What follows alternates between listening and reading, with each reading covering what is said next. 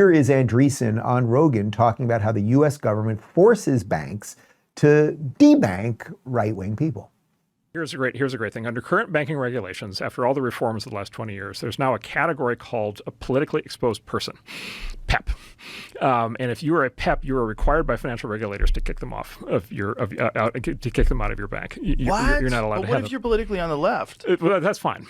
No, because they're not politically exposed. So no one on the left gets debanked? I have not heard of a single instance of anybody on the left getting debanked. Can you tell me what the person that you know did? What they said that got them debanked? Oh well, I mean, David Horowitz is a right wing. He's pro-Trump. I mean, he said all kinds of things. He's been very anti-Islamic terrorism. He's been very worried about migration, all these things. And they debanked him for that. Yeah, they debanked it. So you get kicked out of your bank account. You get kicked out of you can't do credit card transactions.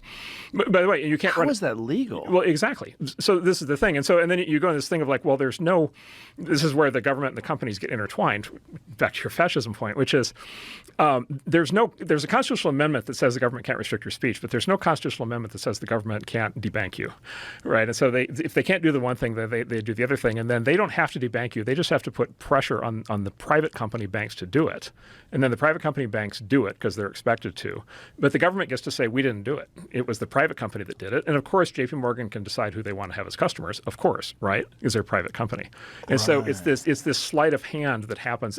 So it's basically a privatized sanctions regime that lets bureaucrats do to American citizens the same thing that we do to Iran. As marijuana started to become legal, as prostitution started to become legal, and then guns, which there's always a fight about. Under the Obama administration, they started to debank legal marijuana businesses, escort businesses, and then gun shops, just like your gun manufacturers, and just like you're done, you're out of the banking system.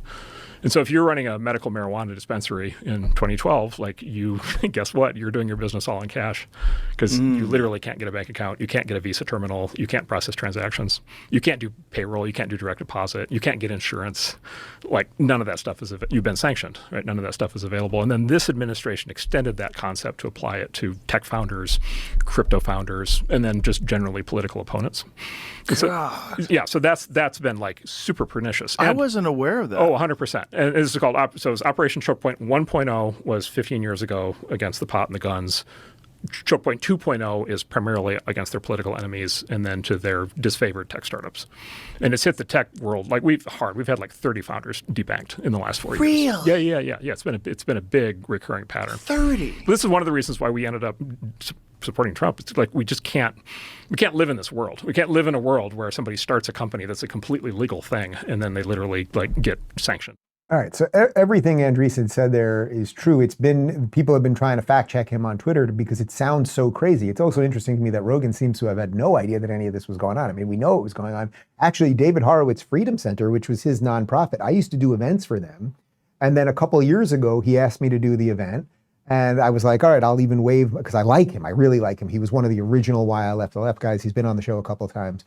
And I was like, I won't even take a speaking fee, just pay for me to fly out there. Is when I lived in LA and I think they were doing it in West Palm. I was like, just pay for me to fly out there. He's like, we can't, because we can't even get money into our accounts anymore. And then I was going to do it anyway, and then I just couldn't because of a schedule conflict. But the point is, this has been going on for quite some time. I really like the phrase that Andreessen said there, which is privatized economic sanctions. So the government is like, oh, we can't take out these people, but we can basically just push them out of society. They have political views we don't like. Well, they do have the First Amendment, and we'll have to work around that eventually. But we can just make sure that they can't do business. And most people like doing business. Most people like owning a home and owning a car and getting a loan. So we'll just push them out of the system altogether. Now, ironically, this has also driven the rise of crypto, obviously, because it's outside of the system. So there's always a better mousetrap to be had. But I thought that was good. And by the way, didn't it all sound exactly like the arguments that have been made over the last couple of years around big tech? That the government knew during COVID it couldn't come in and basically arrest you for being anti-lockdown or anti-vax or whatever. But what could they do? Oh, they could put certain pressures on big tech companies like the old regime at Twitter, et cetera, to make sure that if you tweeted something out that was counter to the narrative, that you would be deboosted, not debanked, but deboosted, et cetera, et cetera.